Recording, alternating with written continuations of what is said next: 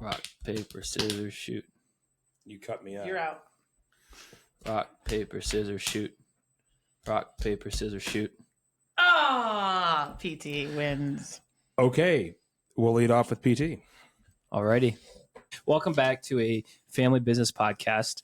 We are sitting here. Well, first of all, congratulations on doing 25 episodes. That was a previous accomplishment that we reached a couple episodes ago. So that was pretty cool to see. But now we're sitting here mid-June, and we're just kind of feeling out the market, how the year's going, and all the craziness built into it. Yeah, it has been an incredible year thus far, even though the interest rates have remained on the higher end, not historically, but from what we were used to. And sales have been going very, very, very well all year.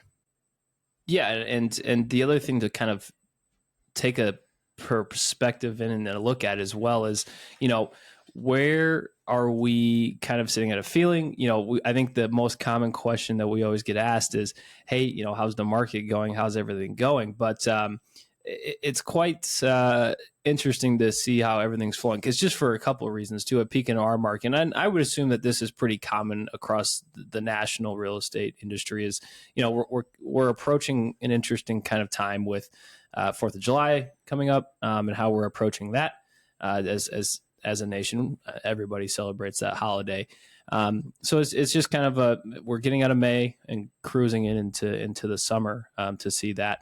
But what has been the biggest surprise that you've seen so far this year, either just in the industry or across the board, that you guys weren't expecting?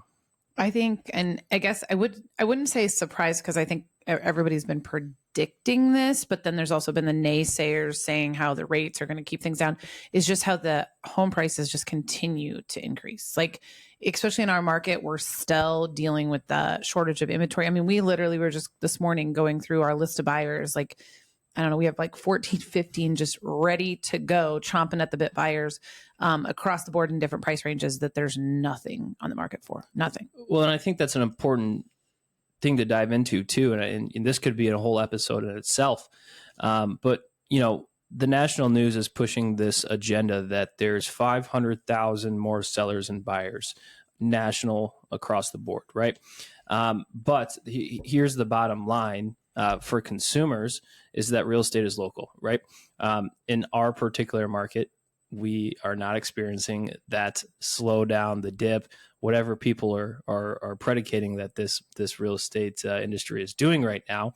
For us, our industry, we're struggling to find inventory and good inventory. So when stuff comes on, when good inventory comes to the market, it's like piranhas feeding on the good properties. Yeah, and I do think it's interesting you bring that up, because I do feel like maybe some of that is coming from. I was looking through inventory yesterday, which, like, for example, so we pended 5 deals in now in the last 48 hours. So yesterday, my head was spinning, and they were all ones that just were like, holy cow, just happening. Multiple offer situations, et cetera. But the thing is, when I was looking through the inventory for the buyers that we still have are sitting around out there, what I think is maybe you're seeing some of that national headline about is maybe there's a little truth to it, but it's because I feel like you have people that have crappy houses or not maintained houses that they've been just sitting on, waiting for the right time, they thought, to put it on the market. So those are maybe just sitting there, right? So you're seeing a little bit, it's not a surplus of inventory, but there are homes that aren't selling because of, I feel, again, this is just my opinion, because the interest rates are where they are, it's not free money, right? And people look at properties that aren't maintained. There's a difference between outdated and maintained versus not maintained. Like the one we looked at yesterday with clients of ours, it was a crap hole. I mean, and in Brad and I are like, it's in a prime market. It's a ranch house. Why is it not sold? I mean, it was a crap hole. Yeah. Like, I don't know any other way to say it. It is deferred maintenance. I mean, weeds all over the yard, a sunken patio, it smelled inside. I saw the video and I looked at the yard in the front and I didn't know what you were getting at. But then when you explained it last night, I was like, holy cow. That wasn't a flower bed. It was a weed bed. Yeah. But the thing is that, so someone, I think if the money is, like they used to refer to it, free, right? When the interest rate's so low, I think you're like, oh, great, I can invest in this and whatever. But when the interest rate is where it is, it's more stable and normal and in that 6-7 range, you're not wanting to buy a project unless there's a huge upside to it. In this case, there wasn't. I think that's a really good point. So I've noticed that just what you just said is that the homes that aren't as maintained and that aren't priced correctly, they're sitting on the market for a very long time now. Whereas in 2021 or 2020, at the end of the year, when everything was crazy, it really didn't matter that the rates were a lot lower and there was hardly any inventory. So a lot of people were overlooking a lot of these things. You could get away with anything. Yeah. I mean, just to get locked into this lower interest rate, and they were willing to do the projects. Now, if you price the home correctly and it's in good condition, this is what we're talking about, is when you get multiple offers and it just goes crazy. Well, and here's the biggest issue too, at the end of the day, speaking price wise, it's always the funny thought bubble that comes up from the buyers is that every house is overpriced. Well, I would generally actually agree with them, especially in our market, because you're seeing, the buyers know what's going on. They see what's happening. They see the houses sell. They can go on to Zillow to see the past sales. So, they have some type of general idea of what's selling.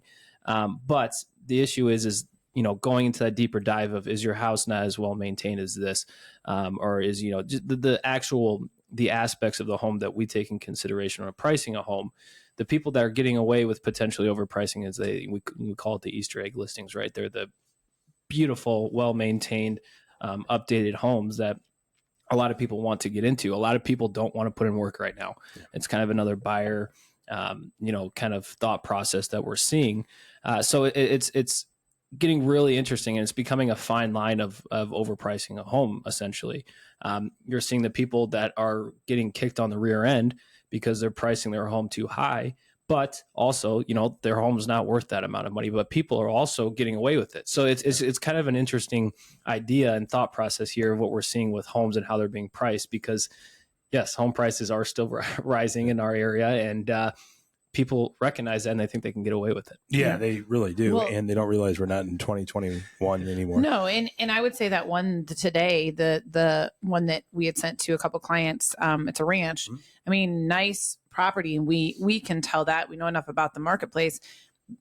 Price, I mean, it's a massive number for that neighborhood. It is a big number for that neighborhood. But here's the other kicker too, is that it's not presented in a manner that is going to push. I mean, there's a ton of crap inside the house. Like, the pictures aren't that great. Like, that's the thing is that it's those things you can't undo in this market, whereas you could in 21-ish. Yeah. Well, and it's so funny you say that. It's like the two number one comments you get when you go through a home with a buyer now is one, what do you think about the price? And two, it's these pictures make this house look a lot better than, than it really that's is. Great. You get that a lot. So that's so the agents did a job. Yeah, exactly. But it's so funny. Yeah. I do think the sentiment from the ones that aren't in the market, right? So they're just on this sidelines right now, and they ask, how is the real estate market? And we say, great. And they're completely surprised that, like you said, PT, the media wants you to believe that it's not a very good real estate market, and it's just not true. Now, there are pockets in the country that are not doing very well, but in the Midwest and the Quad Cities is what I'm currently talking about. It's an excellent real estate market, and just kind of diving into a couple of items here, and Andrea knows that I love my stats. So as a office, we're up over $10 million over last year right now. It's more than that. I pulled the firm numbers. Yeah, it's more than that because I can only run through the end of June of last year, and June is typically one of the heaviest closing months. So as of the end of June last year, our office had sold $64,248,272 to be exact. This year, as of today, so we still have another 9 days here to close deals, which at the end of the month, there's a lot of closings. We're at $73,893,917. So I expect that number to be closer to that 76, 77 million. And we're only halfway through the year. So that's interesting that you say that and you pulled those numbers, because as a firm, so Real Broker in the Quad Cities, which has obviously grown substantially in the last year in number of agents, but our volume, we are up over 22 million from last year in our volume, and we're up to over 100 units in our closed units for year to date. That's from last amazing. year. So, and our average home price is up about 33,000. Right. And that all kind of goes back to as well what we previously talked about, being that, we are seeing home prices still rise. But the interesting one is the units, right? Because, once again, this rhetoric of, there's not a lot of inventory out there, but our units are going up. So it's quite interesting to see how those numbers actually play out at the end of the day. It is. And so our office, just going back to that real quickly. So our office is up to 35 agents as of today, which is pretty impressive. Well, 35 agents and support staff. Yeah. And the total real agents in the Quad Cities. Wrong. You're wrong. I know that, but there's two people that aren't in our system yet. Okay. So we're 37. 37. 37. In the real network in the Quad Cities, we're up to 80 agents. So now 82. Where do you get that number from? Off the MLS. I don't think so. Our network then within our real resin system, that's 122. Why is that different? Because there's, I'm not sure. Oh, I guess there's some Des Moines agents, isn't there? There's other people across the board. Yeah. I forget about that. It's a great thing. And so going back to where we're at this year too. So right now our office has 4 agents in the top 50 in the MLS, which is pretty impressive for a small office like we have right now. And Real, small but mighty. And Real, as a network, has 6 agents in the top 50, which is pretty impressive if you really think about it. And we have moved into, as the Real network, have moved into the 4th position market share wise in the Quad Cities, which in 2 years, only been around for 2 years. Yeah, so we just celebrated our 2nd year. Yeah. Very, very fast. But so going back to that, and those are all great stats. I love it, Brad. But it's going back to how that affects the consumer and how that affects how we're all doing business, I guess, is what I would say is I think my thing is you're again, I would call this, I'm not going to call it a tough market for agents, but I'm not going to call it an easy market for agents. And what I mean by that is, and I'm curious you guys' thoughts, but there's definitely, things have settled down since the whole EBA thing, right? People are starting to understand that a little better. We're not really getting as much resistance on that. But I think the struggle is because we still have, at least in our market, an inventory issue. You're still having, as an agent, show several properties, and a lot of times you're in competing offer situations.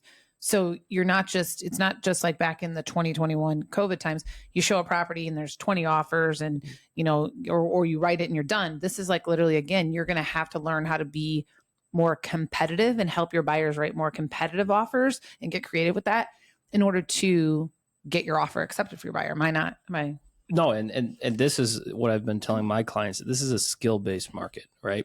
What does a skill-based market mean? So just to dive a little bit deeper into that is, as Andrea mentioned, there are different situations in every single price range for every single client. They're having more options to take a look at. Okay. So you have to break down more pros, cons, what outweighs other in comparison. So you have to go back to understanding and walking through your clients with the potential different options that they might have. So that's part of a skill that you have to kind of bring back into your repertoire. And then, ooh, that's a word. Yep, exactly. And then you also have to have a feel for a market, right? You have to understand, okay, so we looked at 4 houses this weekend. This is what we have to do. We laid out all the pros and cons. But I've got a feeling that this location particularly is doing better. We've seen potentially houses go faster in this area. So we need to keep a closer eye on this one, and maybe let this one sit in our back pocket for a little bit. So understanding the market is the biggest thing right now within the skill-based layer that agents are having to do. And frankly, if you're not out in the market, you're not going to show houses, you're not going to open houses, or holding open houses, you're going to get left in their dust, and your clients aren't going to have any success purchasing a home. Yeah, I 100% agree. And it's like, I was just thinking this in my brain when you were saying that. It's like, it's just such a unique market in the sense of not every house is going to sell with multiple offers, and not every house is going to sit and not sell. I mean, it's just kind of, it is going back to, again, the people who are hiring on the list side, right? Because we definitely, on the list side, the people that are hiring the agents that are skilled and knowledgeable about the market, and they know how to help their clients strategize the best way to enter the market, those are the ones that are getting those scenarios. The ones where the people don't know, those are the houses that are sitting, that you're saying, PT, you're putting in your back pocket, right? Because there's not that urgency, because it's not entering the market in the correct manner. Right. Yeah. Right. And we're getting to the point too, when you look at like who's in the top group of agents, you always see the common names in there, but you're also starting to see more of the ones that have been around for a while that know what they're doing. They're doing very, very well, and you're starting to see less of the newer agents who may have not been trained properly, that they were working off of Zillow leads and Realtor.com leads, which are great, but the problem is now you have to sign a contract. So a lot of people, if they don't know these people, they're not just going to sign a contract. So wait, you have to sign a contract, Brad? Yes. There's some agents in our market that don't believe that's true. That's what we've heard. Yeah. Which is not legal. So should probably look into what they're doing there. But well, and if we're not going to dive into the EBA discussion again today, but this is my thing. Like, on one of the most recent ones I heard about this, where literally the agent just said from our office that the buyer was not going to work with them because they were told by another office that office was not making them sign EBAs. So they didn't want to be in a contract with their agent. Okay. Number one, then don't work with them. If you're an agent, like as a buyer's agent, I'd be like, okay, fine, bye. Right. But number two, that's just sad that that's happening in our current market. And as a buyer, if that's what you're getting zero representation. Yeah. It's like going back to like the discounted commission people, right? Like, if someone's going to discount what they're going to do their job for to you that easily, what do you think they're going to do when it comes to negotiate? They're probably not going to do it quite as well. Right, exactly. They don't feel that they have to, that they're not charging you quite as much. Right. So that buyer's agent that you're saying you don't have to sign anything with, which is, again, not true, and it's not how what the rules state, but they're not going to work as hard for you because you're not making them. You're not making them sign a contract either as a buyer. Yeah, it's quite interesting to. I would agree with you. You obviously don't want to work with people that don't want to work with you, right? That's the great thing about it. But also, at the end of the day, it's like, I don't understand how red flags aren't raised when that is saying, oh, any professional that you would want to hire in any industry, like, if you hired an electrician and said, oh, we don't need to pull permits for the entire, electricity swap in an entire house, that should raise red flags. Or are you just going to hire the cheapest electrician? Right. No, you're probably going to want some kind of a track record, right? I mean, that's what you get what you pay for. You get what you pay for. I mean, it goes back to, I listened to a podcast just about service. I mean, you have like the Waldorf Astoria, right? Where once you walk in the door, they're like going to totally take care of you. And then you have the Motel 6, which there's nothing wrong with the Motel 6. But it's one of those where you get what you pay for. Is you go and you go to the front desk, you get all checked in, and then you never hear from them again. But if you need anything, they're not going to be right on top of it. Whereas at the Waldorf, they're like going to make sure and constantly follow up with you that you're okay. And I compare that to real estate agents as well, as we have the Motel 6 real estate agents, and we have the Waldorf Astoria real estate agents. It's funny because and companies. Because we just, I think you were all at this Tuesday's office meeting. There was an agent talking about over the weekend open house where they had buyers come through. It was a hot house, and there was 2 different buyers, I believe, that both had extreme interest, expressed that to them. The listing agent and her partner that she was working with knew that they were going to have multiple offers, so they expressed that to these buyers. And we have an agent. Okay, great. And so they contact their agent to write the offer, and the agent's like, oh, well, I'm out of town for the weekend. I can't get in there till Monday. That's probably the same one that's not making them sign anything. Actually, I think it was. But let's talk about that trend. That's what my whole point was. Let's go back to the Motel 6. I mean, even at the Motel 6, they're like going to respond to you. They're going to bring you toilet paper if you run out. Of course they will. Right. And, there are real estate agents, and it's bad to say, that literally give no level of service whatsoever, which is what you're getting at. Which is the market's refining some of that. But yes, that's what I'm getting at. And I'm saying, so we're talking about market trends and things we're seeing. So this is an interesting one, right? So these EBAs that are meant to protect the buyer and meant to protect the buyer's agent and define everyone's roles and be transparent and everyone understand their working relationship, their business relationship. It's interesting that you're seeing that some people are now using them as like the way to hold people captive. And then did you see there is, it's a lawsuit with Zillow. Have you guys seen this? It's a Keller Williams agent, I believe, that he had a buyer. I believe that I started to read the details of it this morning, but the basis of it was had a buyer that called him, kind of the same scenario as our agent's deal.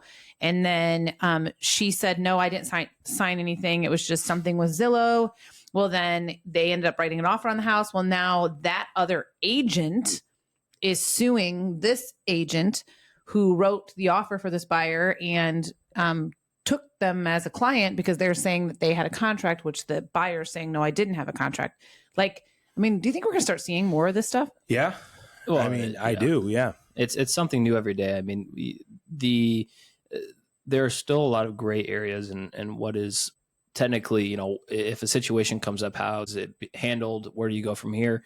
Thank goodness we have great brokers that help us out through that entire process. But yeah, there's always this defiance. We go back all the way to Brad's story with the internet and how that was never going to be a thing. And, anything new introduced is always going to have pushback from a certain amount of people, and those people will never go anywhere, right? But it definitely is an interesting trend. I think just in general, the amount of leeway given, people take, the smallest amount of leeway as far as they can, right? So it doesn't surprise me one bit that there are people taking this and, we haven't heard of any people that actually have been pursued or having an issue. Maybe this is a little thing, but it's going to happen because people like this that think they can get away with it. Mm-hmm. Eventually they'll catch up to them. Yeah. Well, it kind of reminds me of the building boom, right? So when it's like anybody could become a builder because as long as you knew how to build, which, you could become a builder.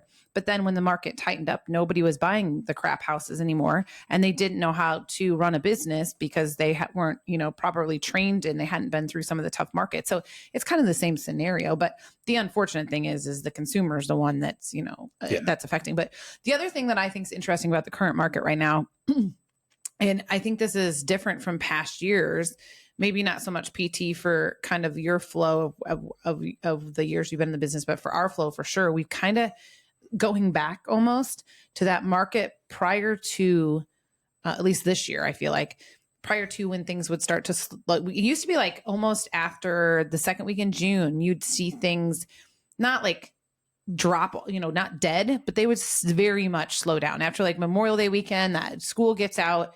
And it's different this year, right? Way, way different this year. And we're going back to that trend where summer was kind of what's driving that? That's interesting. Well, I can tell you, we've talked about this on this podcast. A lot of people were nervous about tariffs. And we always kind of joke about that. We weren't ever saying that word again.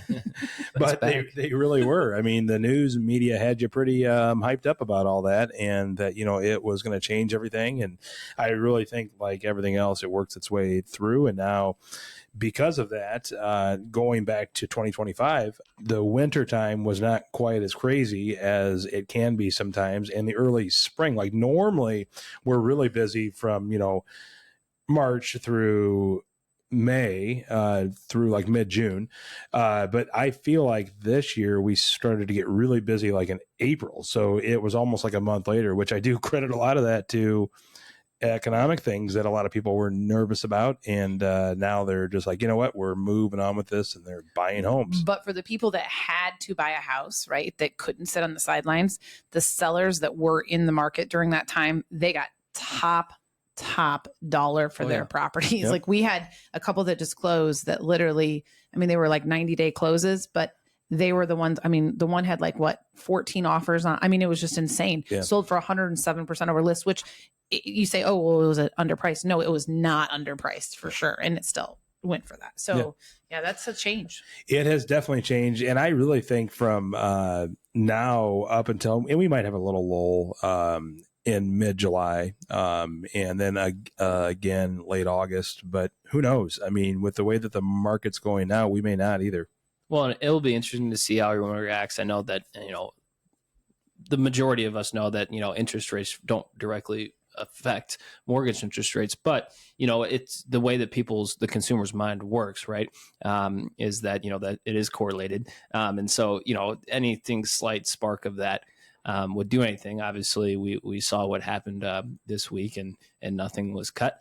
But it's just the small things that big fat nothing, and it goes back to like our attention spans and all of this crazy stuff that could be probably dealt with doctors and looking at people's consumer trends. But it's like it's one little spark. It could ignite. If it's a quarter drop of 1% of an interest rate or something like that, we might have a plethora of sellers come off and just list. Yeah. Well, and the other interesting thing is we have a client, which we've heard this from a couple clients now with financial advisors, right? So you really have to consider like people that are like, oh, I don't know if I should buy because home prices keep going up and the interest rates are XYZ.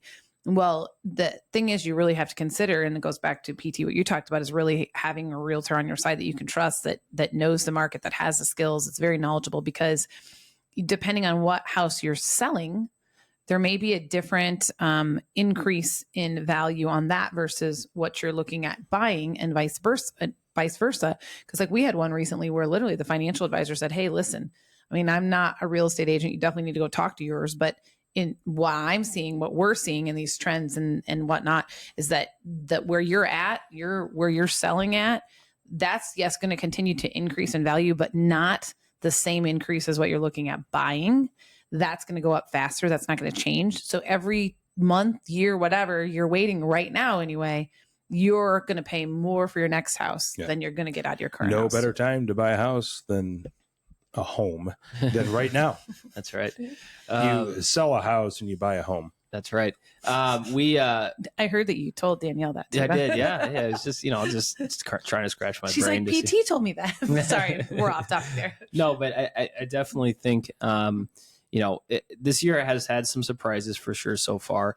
Just kind of seeing how buyers and sellers are reacting to different movements, because it has fluctuated quite a bit throughout. May was a little bit slower in some aspect, and then we're seeing our closings coming here in June from the spring. So I think it's been quite interesting. I think the units is the biggest surprise for me, just with the whole idea of that there's less inventory on the market. So it'll be interesting to see kind of what comes in July. And you know what I do want to share, because this is kind of cool now that I'm sitting here looking at this. It just kind of blows my mind a little bit. So as I was saying, our Real as a firm in our marketplace is well over 100 more units this year over last year. But as a whole, the market has only sold 151 units more than the year before. Well, it just tells you how. So I guess we have 100 of them. Then am I doing the math right there? Correct. Is that that's kind of a little mind blowing? The cream rises to the top, right? It does. Is that what That's totally awesome, you guys. We need to share that somehow. That's very Somebody cool. teach me how to do some social media. Well, maybe we'll time. just do a whole episode on Real and buy, sell, build. We could have every agent come in. Boy, that'd be a long episode. Yeah, that'd be great. Oh goodness. Well, I think it's been so far this year has been a very good year in our market. I would say a couple takeaways would be is not to listen to the national media, and especially around we didn't go too deep in this topic with the new EBA, but just be a little bit more cautious. We talked about interviewing agents and going through that process and how important that is. Because at the end of the day, it is your biggest financial investment. Just one more thought on that too. Like even in a crazy good market, if you have a really good agent, you would get even more money than what you would have got with one that wasn't quite as good or just didn't have the marketing package that a top agent does. Yep, that's right. Agree. That's a wrap. All right.